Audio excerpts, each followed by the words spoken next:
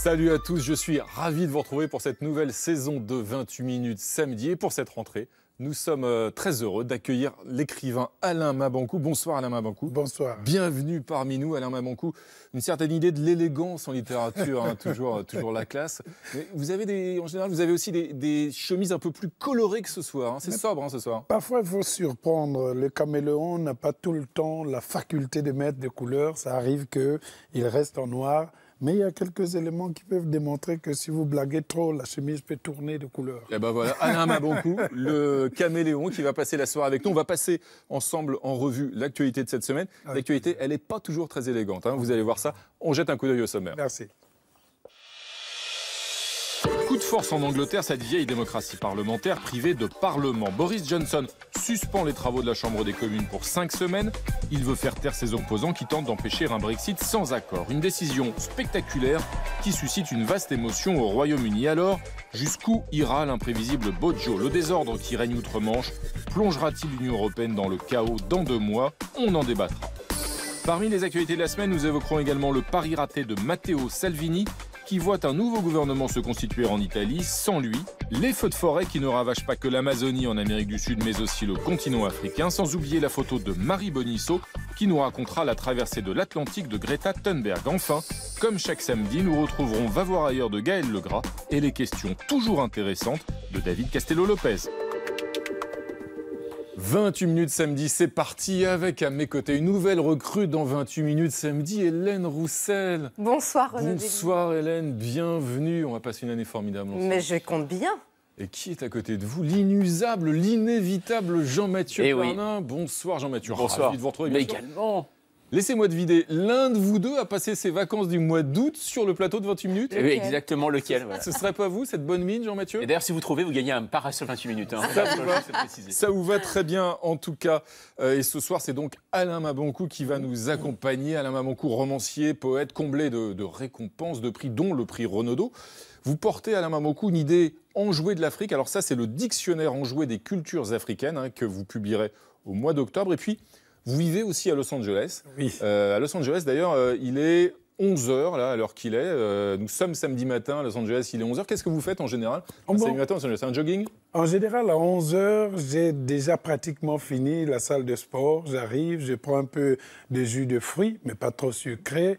Et puis, je commence maintenant à lire un peu la presse avant de prendre une grande douche, sortir, aller un peu me promener du côté de Venice Beach et puis prendre un peu de soleil, ça fait du bien. Ah oui. Et puis réfléchir. C'est un samedi, donc il faut se laisser aller. Il ne faut pas avoir ces attitudes un peu ténébreuses. Moi, je suis quelqu'un qui est enjoué comme le dictionnaire. Eh bien, formidable. On va passer donc une émission enjouée avec vous. Tout de suite, on va commencer, Alain Mabanckou, par voir votre portrait. Il est signé, comme chaque semaine, Philippe Ridet. On regarde. Mon cher Alain Mabanckou, savez-vous à quoi on reconnaît une bonne rentrée? Quand Alain Mabanckou est l'invité de 28 minutes. Remarquez, je pouvais tomber sur un plus mauvais client. Faire votre portrait? Une rigolade. L'enfance, par exemple. Né en 1966 au Congo, vous êtes élevé par Pauline, votre mère qui vend des bananes, et Roger, réceptionniste d'hôtel, votre père adoptif. Il ramène des SAS et des San Antonio oubliés par les clients. Il n'y a pas de petite littérature pour les futurs grands auteurs. L'âge adulte, en 1989, boursier, vous débarquez en France pour poursuivre vos études. Droit des affaires à Paris-Dauphine, premier emploi à la Lyonnaise des Eaux, vous écrivez des poèmes dans les toilettes.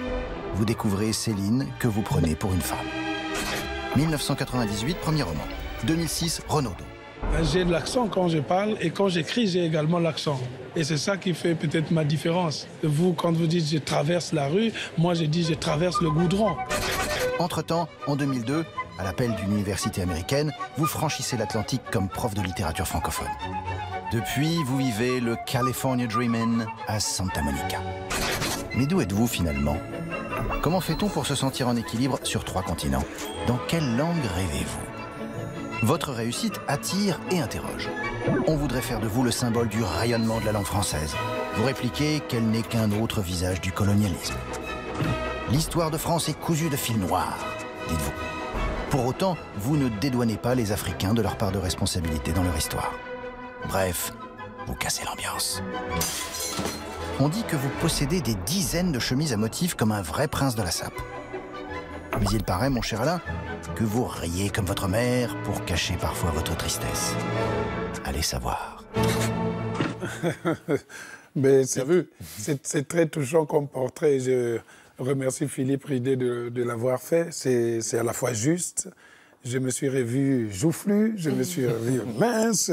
Je suis passé par toutes les étapes comme ceux qui font le Tour de France. Et vous êtes vu partout, puisque français, Oui. congolais, vous enseignez la littérature francophone aux États-Unis où vous vivez. Philippe Ridé, vous posez la question, dans quelle langue vous rêvez? Mais je pense que d'ordinaire, quand je m'endors, je rêve dans les langues du Congo, puisque je parle presque une dizaine de langues congolaises. Rien qu'au Congo, on a plus de 300 langues. Comme je dis souvent, si vous voulez draguer une fille et que vous ne connaissez qu'une langue, vous n'avez pas 100 possibilités d'en avoir une. Donc si vous Beaucoup moins de avez chance. 10, donc il y a toujours des C'est pour ça que vous avez appris 10 langues. C'est pour ça que j'ai appris 10 langues, puisque ce sont des langues orales. On n'avait pas besoin des exigences de l'écrit. C'était des langues qui elles-mêmes étaient orales. Donc en général, je rêve dans ces langues. Et quand j'écris, eh bien, ces langues, c'est comme une sorte de traduction qui jaillit dans la langue française. C'est pour ça que c'est une langue française, congolaise. Alain Mabankou, vous signez un dictionnaire enjoué des cultures africaines. Pourquoi cet adjectif enjoué? Est-ce qu'il fallait donner une image joyeuse de l'Afrique? Est-ce que l'Afrique est trop triste, trop dramatique? Alors, avec mon co-auteur Abdourahmane Ouaberi, on cherchait à écrire sur l'Afrique. La plupart du temps, les discours sont très alarmistes. Quand on écrit l'Afrique, on veut porter le costume et cravate, on veut faire de la morale. On a cherché cet adjectif enjoué, c'est-à-dire qui a l'inclination même à l'air joyeux, à la gaieté, au badinage, très, très souriant. On voulait écrire des définitions qui fassent à la fois réfléchir et rire. Donc c'est un dictionnaire qui est aussi l'occasion pour beaucoup qui ne connaissent pas l'Afrique de pouvoir aller dans un continent sans pour autant être coincé. Mais ce n'est pas que l'Afrique, c'est l'Afrique dans les espaces des 5 continents que nous avons essayé de graver dans ce livre que nous espérons être utile. Alors, vous parlez de beaucoup de gens dans ce dictionnaire. Ça veut dire quoi? Ça veut dire que l'Afrique, pour vous, manquait de héros? Je pense que l'Afrique manquait de repères. Nous avons beaucoup de héros, mais la jeunesse doit comprendre que ces héros, si ils ne sont pas célébrés, s'ils ne sont pas mis dans un livre de rappel, ils passent à la trappe.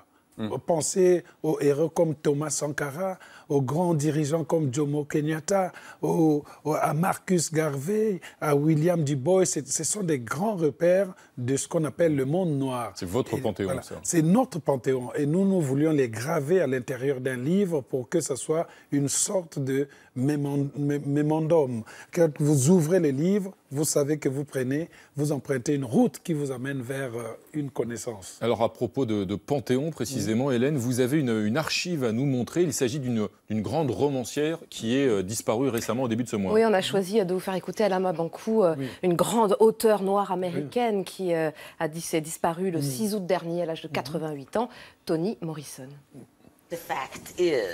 En fait, l'art et la littérature, c'est une sorte de contrôle que l'on veut établir sur le désordre, pour établir le désordre, pour faire apparaître la beauté et la vie, alors que tout le reste à l'extérieur ne peut pas être contrôlé. Et parmi les choses sur lesquelles on ne peut exercer aucun contrôle, eh bien, il y a la mort, le chaos et le désordre extrêmement puissant. Même si vous menez une vie ordonnée, si vous êtes un écrivain sensible, vous êtes parfaitement conscient des possibilités d'apocalypse, d'effondrement, de misère, parce que vous avez cette sensibilité, n'est-ce pas?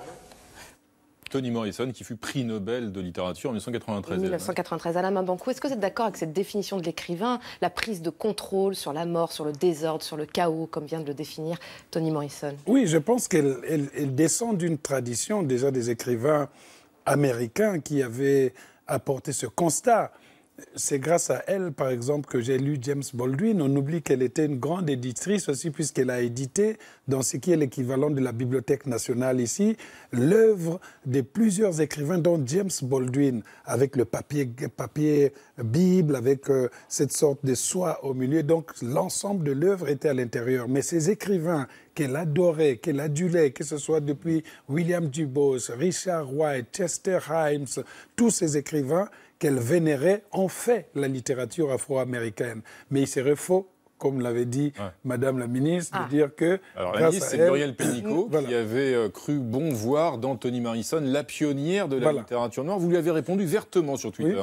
Oui, j'avais dit que c'était simplement de l'ignorance, pas dans le sens que je disais que la ministre était ignorante, mais qu'elle ignorait peut-être l'histoire de la littérature noire américaine. Je veux dire que la littérature noire américaine est une littérature qui, depuis fort longtemps, se détachait du romantisme de la littérature américaine pour avoir une littérature de combat et de reconnaissance de l'identité noire américaine. Les Américains ne cherchaient pas à retourner forcément en Afrique à cette époque, mais ils recherchaient d'être des Américains à part entière et non des Américains entièrement à part. Par la suite, se sont développés les mouvements panafricanistes avec les Marcus Garvey, etc., etc. Et Toni Morrison est le résultat. Il y a les Baldwin avant, il y a d'autres écrivains avant. Avant elle, des Noirs ont eu des prix Nobel. La France, je l'avais rappelé, a donné en 1921 un prix Goncourt à René Maran, guyanais, et du côté de la Martinique aussi. À propos de votre écriture, vous, Alain Mabanckou, c'est vrai qu'on peut se poser la question, à travers vos livres, pourquoi vous n'écrivez que sur l'Afrique? Pourquoi vous n'avez pas finalement, on peut se dire, vous pouvez aussi écrire d'une manière universelle, peut-être dans d'autres pays, des intrigues qui se déroulent dans d'autres pays. Pourquoi l'Afrique? Pourquoi ce continent? Et pourquoi n'écrire que sur ce continent? Oui, mais parce que c'est tout à fait normal. C'est difficile pour moi de reprocher aux zèbres d'avoir des zébrures. Donc si l'Afrique, c'est vraiment mon continent, eh bien, je suis comme les autres. Les Tolstoï nous ont fatigués avec leur zone. En France, quand je viens, je lis la littérature, on me fatigue avec les mêmes thèmes. Quand je vais chez Pagnol, ben, il est dans son coin. Quand je lis... Je pense que c'est toujours ça. L'important pour un écrivain, même si on est dans le local, c'est de donner au local la dimension universelle. La littérature, c'est l'art d'installer l'universalité là où certains croyaient que c'était une motte de terre de son père qu'on avait mise à côté. Eh bien, ça devient quelque chose. Quand vous rentrez... Imaginez, nous étions des enfants quand on nous lisait des extraits de La recherche du temps perdu de Marcel Proust. Toute cette bourgeoisie, nous étions dans la forêt à regarder, à rêver qu'est-ce que la bourgeoisie, comment ça se passe. Mais nous tropicalisions notre imaginaire à cette période-là. Donc l'Afrique que j'ai peint dans mes livres, c'est l'Afrique, mais ouverte au monde. Swan sous les tropiques, oui, ça devait aussi valoir voilà, tout à fait. Eh bien, on va justement s'ouvrir au monde avec vous, Alain Mabanckou, parce qu'on va maintenant passer en revue un certain nombre de faits d'actualité qui ont marqué cette semaine. Et pour cela, voilà un peu de renfort avec Marie Bonisso. Bonsoir Marie, nous sommes ravis de vous retrouver. On verra tout à l'heure votre photo de la semaine, Marie. Je vais vous faire traverser l'Atlantique en bateau. Voilà, j'espère que personne n'a le mal de mer. Mais d'abord, on va commencer avec vous, Hélène, et avec vous, on va prendre la direction de l'Italie. Oui, avec cet appel à manifester à Rome le 19 octobre prochain. Je ne sais pas si vous allez reconnaître l'homme sur cette affiche. Absolument. Eh bien oui, Matteo Salvini, bien sûr. En ce moment, on sait le reconnaître. Ah, c'est lui. Le poing serré, le grand sourire, le leader de la Ligue à la bonne tête du vainqueur. Et pourtant c'est tout l'inverse. Matteo Salvini, désormais ancien ministre de l'Intérieur d'extrême droite, a complètement raté son pari. Lui qui, il y a 3 semaines, a fait exploser la coalition qu'il formait avec le mouvement 5 étoiles depuis plus d'1 an. Lui qui pensait récupérer le pouvoir, eh bien, il se retrouve le bec dans l'eau, exclu du gouvernement, tout seul désormais, puisque contre toute attente, le mouvement 5 étoiles s'est allié avec son ennemi juré, le parti de gauche, le parti démocrate de centre-gauche, virage à 180 degrés, donc pour le mouvement 5 étoiles. Mais le visage du gouvernement, lui, ne change pas. Giuseppe Conte en Premier ministre, qui fait donc là le grand écart, car évidemment tout le monde se pose la question, comment peut-on gouverner avec la gauche aujourd'hui quand on gouvernait avec l'extrême droite hier? Alors quelques convergences avec le Parti démocrate sur les questions environnementales ou la protection des travailleurs, mais est-ce que ce sera suffisant? Alliance de la carpe et du lapin, mariage de raison pour gouverner l'Italie, mais une motivation commune et de taille quand même, tenir, car Matteo Salvini est, on l'a vu déjà, en embuscade. Alain Mabanckou, par rapport notamment à la question migratoire. On sait que Matteo Salvini est celui qui a fermé les frontières de l'Italie. Est-ce que vous pensez maintenant que les migrants venus d'Afrique seront mieux accueillis ou bien au contraire que la politique migratoire de l'Italie ne va pas changer pour autant? Non, pour l'instant, en ce qui concerne les politiques migratoires, on a toujours des principes. On a ce sentiment que je qualifierais avec beaucoup une sorte de sanglot de l'homme blanc cette fois-ci, mais dans le sens où on pense dans les bonnes intentions, dire on va les sauver, il y aura quelque chose qui se fera, mais ça ne se fait jamais. Les images abondent, mais ce que nous voulons, ce sont les actes, la question de l'hospitalité. On oublie toujours que ces déplacements, ces migrations sont aussi les conséquences de la plupart de ces politiques que nous ratons, que nous avons ratées. Nous sommes tous, en quelque sorte, responsables de ce qui se passe aujourd'hui, soit en vendant le rêve d'une Europe à paillettes, ou alors en regardant des gens qui sont en train de se noyer en leur lançant simplement des manuels de natation. On évoquait le gouvernement italien qui a fermé les ports italiens, mais l'Italie, c'est aussi, le gouvernement précédent s'est souvent plaint que la France, justement, en fait, regardait ailleurs, fermait les yeux, que le gouvernement français ne manifestait pas davantage de solidarité à l'endroit de l'Italie. Cette attitude que vous évoquez, Alain Mabanckou, elle s'applique aussi au gouvernement français sur la question migratoire? Bien sûr, mais là, en France, nous avons l'art souvent de la grande morale, des grands principes. Donner des leçons. Voilà, on donne souvent des grandes leçons, mais il faut appliquer quelque chose. Ce qui compte pour les peuples qui sont en désespoir, c'est l'application des grands principes. Les principes donnent la voie, mais nous, dans la population, il faut qu'on soit sensibilisé qu'il s'agit de notre humanisme qui est en train de s'effriter et que si nous n'assistions pas ces gens, en nous disant qu'ils viennent envahir, qu'ils font ceci ou cela, nous sommes en train d'amoindrir peut-être ce que nous avons d'essentiel en tant qu'être humain. Vous, Jean-Mathieu, parmi les sujets d'actualité forts qui vous ont sensibilisé, qui vous ont marqué cette semaine, eh bien, ce sont de gigantesques feux de forêt. C'est ça, voilà. Alors, Alain Mabanckou, je ne sais pas si vous avez vu cette photo satellite qui est impressionnante, qui a fait un peu le tour du monde, le tour du web. Elle a été publiée le 23 août dernier par la NASA. Elle montre en temps réel les feux qui ravagent les pays donc, de l'Afrique centrale. Et ce jour-là, on relève 6 902 départs de feu en Angola et 3 395 en République du Congo. Alors de l'océan Indien à l'Atlantique, on le voit, eh bien, ça flambe. Madagascar disparaît carrément dans un brasier. Reverrons-nous un jour la forêt du bassin du Congo, deuxième poumon vert de la planète. Alors que tout le monde se penche au chevet de l'Amazonie, pourquoi ne fait-on rien pour cette Afrique au bord des cendres? Emmanuel Macron lui-même a tweeté au moment du G7 « La forêt brûle également en Afrique subsaharienne. Nous sommes en train d'examiner la possibilité d'y lancer une initiative similaire à celle que nous venons d'annoncer pour l'Amazonie. » Mais rien à faire, on avait toute notre attention quand même focalisée sur le Brésil. Alors il faut dire aussi que c'est vrai que ces feux africains n'auraient pas les mêmes origines que les flammes sud-américaines, selon le ministre de l'Environnement angolais. Il explique en fait que ces feux sont provoqués par les agriculteurs afin de préparer les terres avant la saison des pluies. C'est un phénomène assez courant que la NASA repère d'ailleurs chaque année depuis l'espace. Pourtant, en Amazonie aussi, les éleveurs allument des feux pour planter du soja et des flammes attisées ensuite par la sécheresse et dont ils perdent ensuite le contrôle. Alors, si c'est tous les ans pareil, c'est pas un peu emballé? Eh bien, en fait, non, parce que les feux dans le bassin du Congo ont des conséquences dramatiques, puisque chaque année, à eux seuls, ils rejettent 25 à 35% des émissions totales de gaz à effet de serre dans le monde. De plus, ils participent activement à la déforestation d'une région déjà ravagée par le commerce, on le sait, d'essences rares produites par les espèces locales. Ainsi, en RDC, la forêt couvrait 67% du territoire en 2003. En 2018, c'était plus que 54%. On se souvient de la phrase de Jacques Chirac, notre maison brûle et nous regardons ailleurs. Il avait oublié de préciser que le jardin était aussi en flammes. Alain Mabanckou, est-ce que vous avez l'impression que les pays africains, notamment ceux finalement intéressés par ces feux, ont pris la mesure de la protection de l'environnement et luttent contre le réchauffement de la planète suffisamment? Non. Non, pourquoi? Parce que, si vous voyez, on a parlé de l'Amazonie. Vous avez le plus grand cours d'eau, si on pourrait l'Amazone. Mais le fleuve Congo, c'est tout de suite le deuxième plus grand fleuve.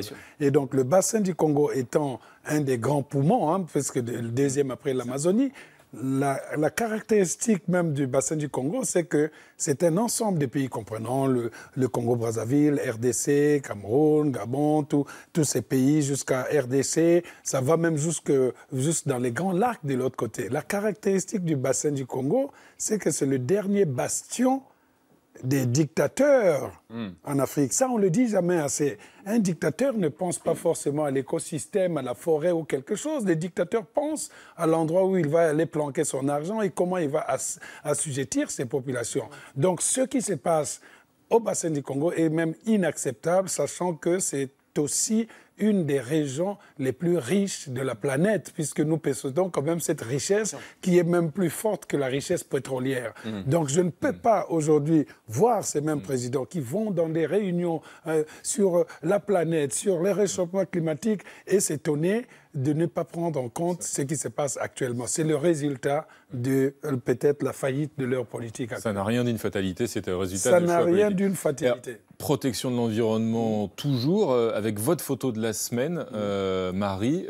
C'est une photo qui est garantie sans empreinte carbone. Hein. Zéro empreinte carbone. Je voulais vous demander, Alain Maboukou, Montrez-nous vous ça. qui vivez entre les États-Unis et Paris, quel moyen de transport vous utilisez pour traverser l'Atlantique? L'avion. Répondez honnêtement. Je m'y attendais. L'avion, malheureusement, je ne sais pas nager.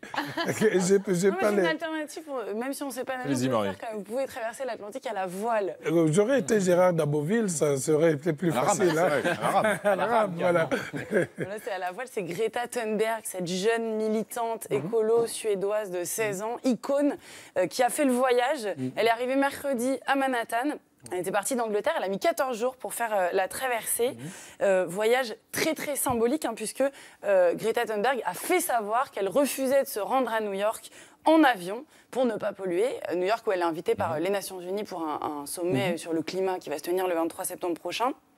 Alors cette décision, c'est pas une surprise, hein, puisque je sais pas si vous suivez Greta Thunberg sur Instagram, elle est très suivie, hein, elle a le double d'abonnés d'Emmanuel Macron, c'est une star d'Instagram, et on y voit beaucoup de photos de trains couchettes. Greta est tout le temps dans les trains, puisqu'elle ne prend pas l'avion, et du coup elle parcourt l'Europe en train. Alors là, pour se rendre aux États-Unis, c'est vrai que c'était compliqué de trouver un train direct, donc elle s'est fait prêter un voilier écolo à énergie solaire par, attention, le fils de Caroline de Monaco. Quand même. Ouais. Voilà.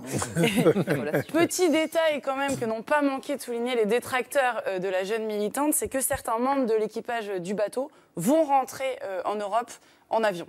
Voilà, donc on n'a pas pu y échapper. Elle-même a dit qu'elle ne croyait pas vraiment en ses chances de convaincre Donald Trump de l'urgence d'écouter la science et de la question climatique. Et pourtant, pour le maire de New York, lui aussi très écolo, Bill de Blasio, le maire démocrate, je le cite, Greta Thunberg a montré plus de leadership sur le climat en une traversée de l'Atlantique que tout le gouvernement Trump depuis son arrivée au pouvoir. Alain Maboukou, est-ce que vous croyez à un vrai pouvoir de changement de cette toute nouvelle génération écolo, ou est-ce que pour vous c'est beaucoup de photos et de mal de mer pour pas grand-chose? Non, mais je pense que c'est ce que nous disions. Les actes et les actions sont plus fortes. Les actions sont plus fortes que tous les principes qu'on va dire. Cette fille nous montre peut-être par sa capacité, parce que la planète appartient à cette nouvelle génération. La planète appartient à ces jeunes qui n'ont rien demandé que de vivre dans un monde peut-être moins pollué, dans un monde plus conscient de ce que nous sommes. Et je pense que ce que fait Greta Thunberg est quelque chose d'extraordinaire. Et c'est toujours bien de voir que ce soit l'innocence, que ce soit la jeunesse, que ce soit l'enfance qui porte le flambeau de notre futur, et non quelques technocrates avec des lunettes un peu bien étudiées qui essaient d'appliquer les vieilles solutions ou les vieilles recettes qui n'ont jamais marché. Bon, la prochaine fois, donc la traversée de l'Atlantique en voilier à la main. En voilier. Alors, on va rester ensemble et nous allons maintenant ouvrir dans un instant notre débat qui porte cette semaine sur le coup de force de Boris Johnson qui suspend les travaux du Parlement britannique pour faire taire ses opposants. Le Royaume-Uni et avec lui l'Union européenne court-il à la catastrophe avec un Brexit sans accord dans 2 mois. Mais d'abord, il est temps de retrouver Gaël Legras qui s'en va voir ailleurs. Il nous raconte une histoire qui fait l'actualité hors de nos frontières. Et ce soir, on part pour l'Australie. On regarde. Les Australiens adorent la viande. Avec les Américains, ce sont les plus gros consommateurs au monde. Plus de 100 kilos par an et par personne. Alors, imaginez l'effet que cette breaking news a provoqué dans le pays. To breaking news now, and a Sydney couple has just been sentenced for putting their daughter on a diet so severe it left her severely malnourished. Her parents telling doctors that they fed her on a strict vegan diet. Condamnés à 300 heures de travaux d'intérêt général, les parents ont aussi perdu la garde de l'enfant. Il faut dire qu'il y a un an, la fillette dont les os ne s'étaient pas développés depuis la naissance a dû être hospitalisée. Elle avait 19 mois, pas de dents et ressemblait à un bébé de 3 mois. Les parents la nourrissaient d'avoine, de pommes de terre, de beurre de cacahuète, de riz, de tofu et de fruits. Les carnivores se sont évidemment emparés de l'histoire. Dans un article intitulé « Pourquoi le végétarisme vous laisse mou ?», l'éditorialiste du Spectator, Deb Newell, prédit déjà le futur de l'enfant. Son fonctionnement cérébral est à jamais compromis par le manque de produits animaux. Pour le célèbre chef australien Pete Evans, c'est la faute de ce courant dominant qui veut détourner les gens de la viande. Selon lui, si l'humanité poursuit dans cette voie, les répercussions seront horribles. Quant au populaire comédien Isaac Butterfield, il est allé encore un peu plus loin dans l'analyse avec cette vidéo publiée sur YouTube. Why the fuck are they not locked up? As I've said a million times, fuck vegans to the moon. À vrai dire, rares sont les médias à nuancer le propos. Seul le site d'information Insight parle d'études selon lesquelles le régime vegan pourrait convenir aux nourrissons suivis par un diététicien. Quant à la chaîne SBS, elle en a simplement profité pour reposter la bande-annonce très vendeuse de son programme disponible à la demande et intitulé « Fermier contre vegan ». There are 3 words that are consistent from vegan activists: rape, murder and slavery. Et l'enfant dans tout ça, allez-vous demander? Eh bien, aujourd'hui, elle est élevée par sa tante, elle aura bientôt 3 ans, elle pèse 12 kilos et se porte mieux. Ben oui, que voulez-vous, c'est toujours la même chose, hein. En matière de régime comme de conviction, il faut relire ce bon vieux Molière. La parfaite raison fuit toute extrémité et veut que l'on soit sage avec sobriété. Merci Gaël Legras pour cette belle morale et cette belle leçon. Pour la suite de l'émission et pour notre débat, Marie Bonisseau a cédé sa place à Omar Ouaman qui nous rejoint. Omar, grand reporter au service international de Radio France. Bienvenue, salut Omar. Salut. Le Brexit approche, enfin normalement, c'est pour le 31 octobre. Et voilà donc un nouveau coup de théâtre avec la suspension cette semaine des travaux du Parlement par l'ébouriffant et ébouriffé Boris Johnson. La démocratie britannique est-elle en danger? L'Union européenne doit-elle se préparer au pire dans 2 mois? Pour en débattre, nous accueillons Sylvie Matelli. Bonsoir. Vous êtes économiste et directrice adjointe de l'IRIS, l'Institut de Relations internationales et stratégiques. Et à vos côtés, bonsoir à Alex Taylor, qui a mis une chemise qui fait bien plaisir à Alain. Oui, on se complimente, c'est pas mal. Voilà. On s'est échangé de chemise dans les coulisses. Voilà. Tous les deux, on n'était pas pareils. Voilà, sinon... L'élégance est bel et bien universelle. Alex Taylor, vous êtes ancien journaliste spécialiste des questions européennes. Vous avez la double nationalité franco-britannique depuis que vous avez demandé et obtenu la nationalité française au lendemain du vote du Brexit. Et vous êtes l'auteur de ce livre, Brexit, l'autopsie d'une illusion, paru aux éditions Jean-Claude Lattès. Et d'abord, Omar, dans cet interminable feuilleton du Brexit qui dure maintenant depuis plus de 3 ans, voilà donc un nouveau coup de théâtre cette semaine. Oui, fureur, indignation, colère, c'est ce qu'a provoqué au Royaume-Uni la décision de Boris Johnson de suspendre la Chambre des communes, le Parlement, jusqu'au 14 octobre, soit 2 petites semaines avant la date fatidique du Brexit. Dès l'annonce de cette suspension, eh bien, des milliers de personnes ont manifesté dans plusieurs grandes villes, comme à Londres, devant le Parlement ou en face du 10 Downing Street, en scandant « Arrêtez le coup d'État, stop de coup ». Une décision également dénoncée par Nicola Sturgeon, la première ministre écossaise, qui accuse Boris Johnson de se conduire en dictateur. On regarde. Ce n'est pas de la démocratie, c'est de la dictature. Et si les députés ne se réunissent pas la semaine prochaine pour arrêter Boris Johnson, alors je pense que ce jour restera dans l'histoire, comme le jour où la démocratie est morte au Royaume-Uni. Hold-up antidémocratique, passage en force ou manœuvre politique. En attendant, le spectre d'une sortie sans accord, un no deal, se rapproche et les conséquences pourraient être particulièrement chaotiques. Pénurie de produits frais, de carburant, embouteillage, monstre à la frontière. Sylvie Matelli, ce scénario est crédible ? Ce scénario est tout à fait crédible parce que la situation après le 31 octobre est totalement inédite. Donc il y a un certain nombre de documents qui ont été produits depuis plus d'1 an par le ministère en charge de la sortie du... Qui ont fuité Non, qui n'ont pas fuité, tout est public. Ah bon, on les a vus dans... C'est remis à jour très régulièrement, ça fait 1 an que vous avez, je crois que c'est une soixantaine de thèmes, voilà ce qui va se passer. Pendant très longtemps, ça a été, vous inquiétez pas, on préservera tout, mais simplement ce qui est sûr, c'est que à très court terme, vous vous retrouvez au lendemain du Brexit Brexit en ayant des douaniers qui ne savent pas comment on fait. Très concrètement, c'est ça qui va se passer. Vous avez des rayons de pharmacie qui ne seront plus approvisionnés parce que les camions ne passeront plus la douane. Ça peut durer quelques jours, ça peut durer quelques semaines, ça peut durer quelques mois, personne n'en sait rien.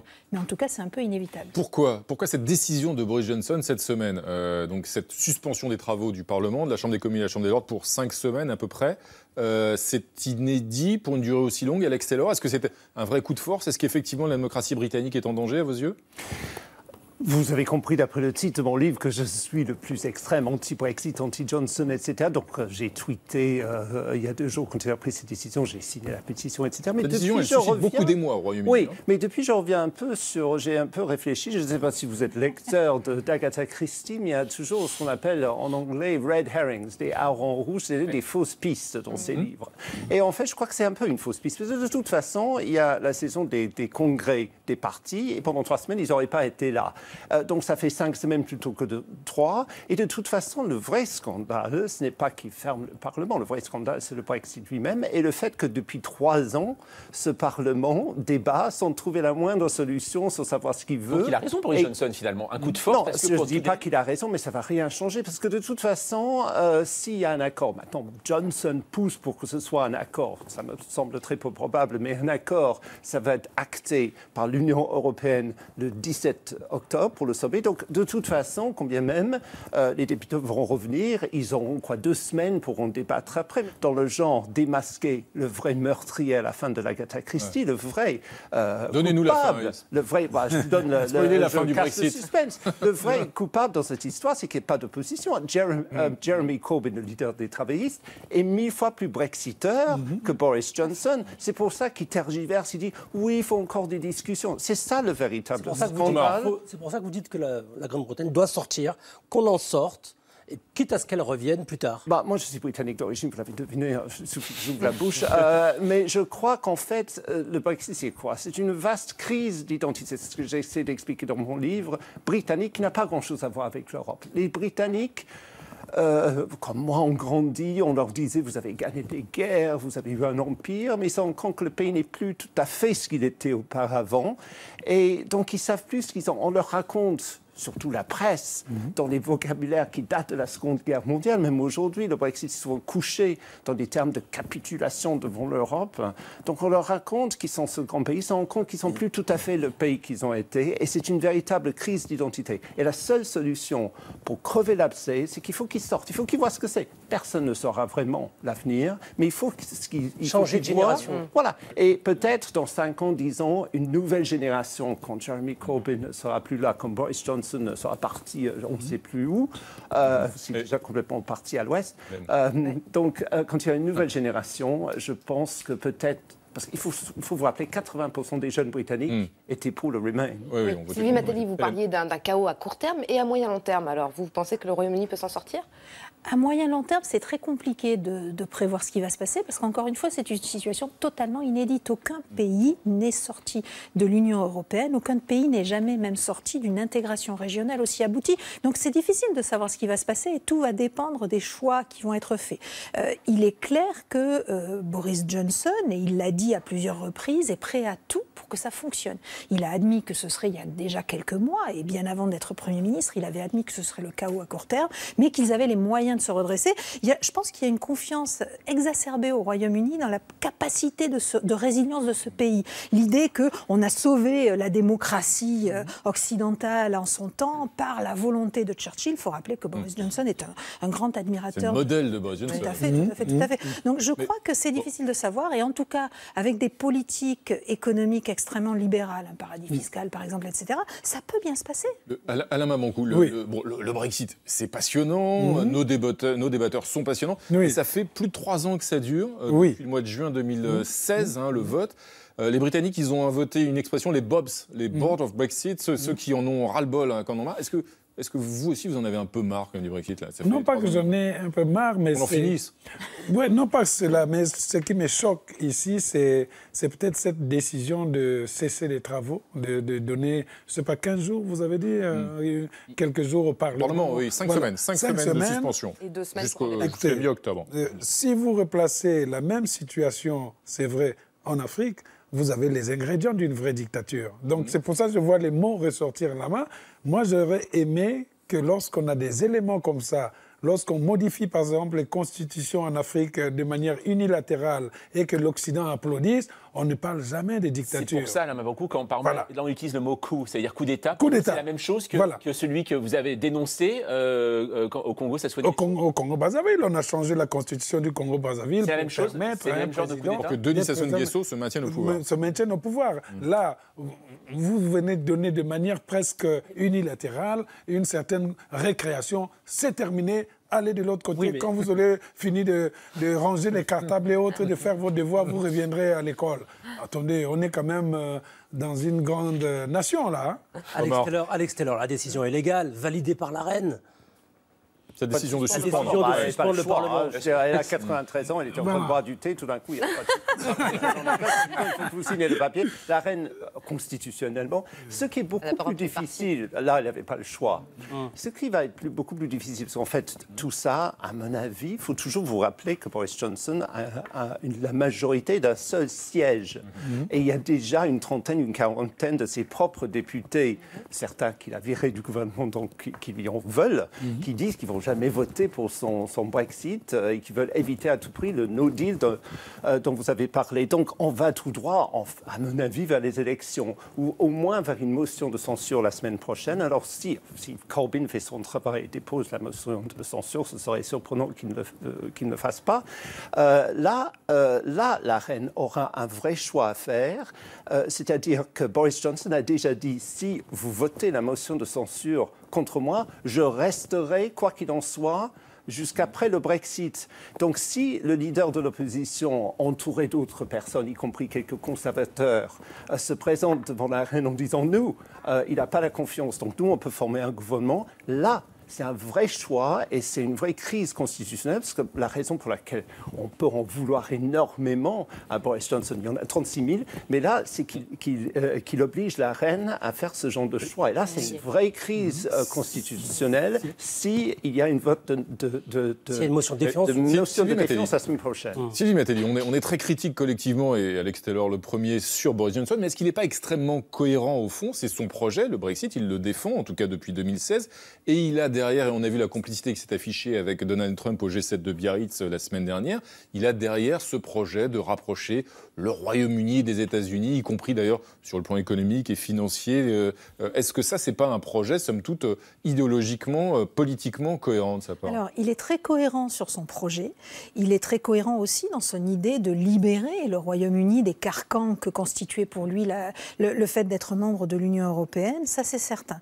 Simplement, je ne suis pas sûr qu'il ne cherche pas... Il penche vers Washington, davantage. Il penche vers Washington, tout à fait. Simplement, je pense qu'il a aussi une confiance en lui exacerbée, est persuadé que son coup de poker est en réalité un coup de génie et que peut-être... Mais le pari est risqué quand même. Le pari est extrêmement risqué, c'est clair et net, personne ne l'aurait tenté. Et quand on regarde ce qui s'est passé depuis 3 ans et les paris qui ont été faits par les premiers ministres britanniques n'ont pas été couronnés de succès, c'est le moins qu'on puisse dire, et les différents votes qui ont été soumis au Parlement par Theresa May, de la même manière, ont quand même conduit dans une impasse le gouvernement britannique face au Brexit. Simplement, il n'est pas exclu que Boris Johnson, sûr de lui, confiant, persuadé qu'il n'est en rien Theresa May et qu'il a des arguments beaucoup plus convaincants, espère obtenir des concessions notables au sommet européen mi-octobre et revienne devant le Parlement avec un accord. Et là, on sera à 2 semaines du no deal, sachant que le Parlement ne veut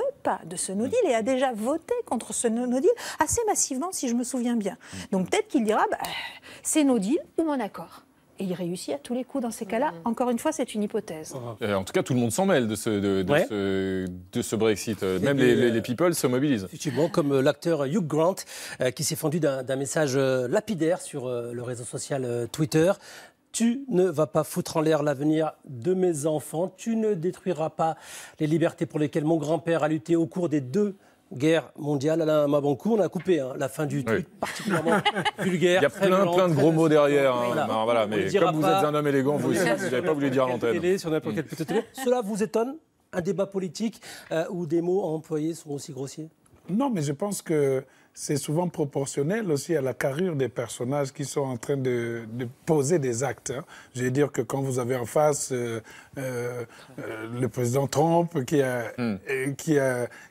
torpille, vous êtes obligé d'avoir aussi le sens de la riposte qui est proportionnel à ce qui vous est envoyé sur la tête.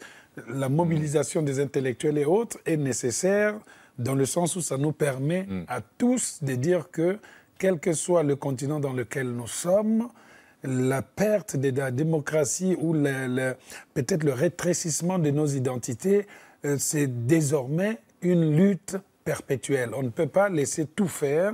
Les gens sont en train de se rendre compte de plus en plus que le chemin choisi est délicat et que même les changements les plus souhaités, comme dirait Anatole France, ont leur mélancolie. Quel que soit le continent, vous le disiez, on a parlé de l'Afrique, on a parlé de l'Europe. Il faut rappeler aussi qu'en Amérique du Sud, le président brésilien Bolsonaro, lui aussi, s'est illustré par un langage particulièrement châtié ces derniers jours, ces dernières semaines. Merci en tout cas Alex Taylor et Sylvie Matelli d'être venus nous éclairer sur ce Brexit qui approche. Mais quelque chose me dit qu'on aura l'occasion d'en redébattre et vous serez de nouveau, bien sûr, les bienvenus. Il est l'heure tout de suite de retrouver un nouveau rendez-vous cette saison. Chaque samedi, David Castello-Lopez répond à une question vraiment très intéressante ce soir. Les plantes sont-elles stupides ?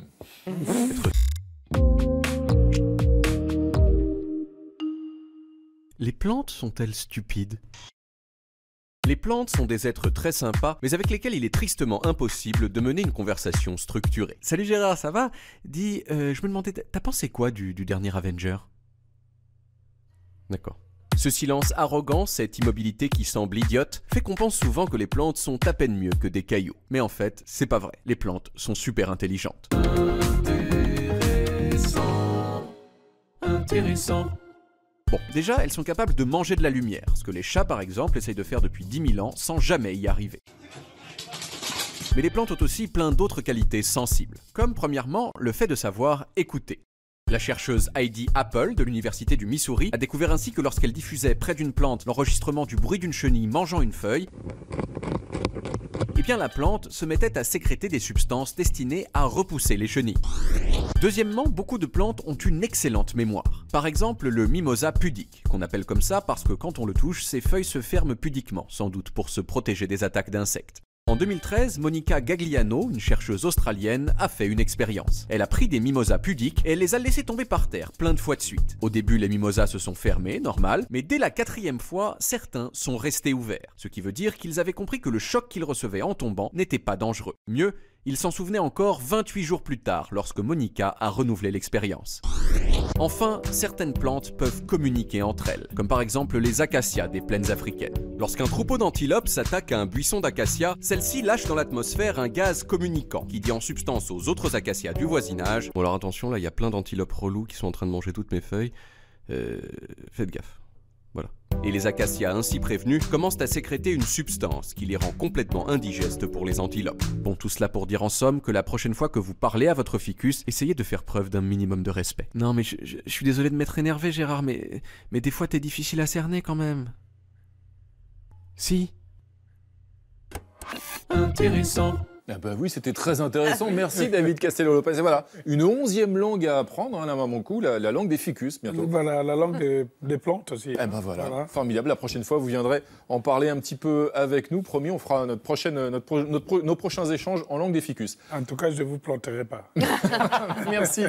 Merci à vous et merci à tous, mes amis. Mais voilà, samedi, 28 minutes samedi, bah, c'est fini en tout cas pour ce soir. On va se quitter en musique avec un titre que vous appréciez, je le sais, encore des plantes d'ailleurs, Au pied de mon arbre de Georges Brassens.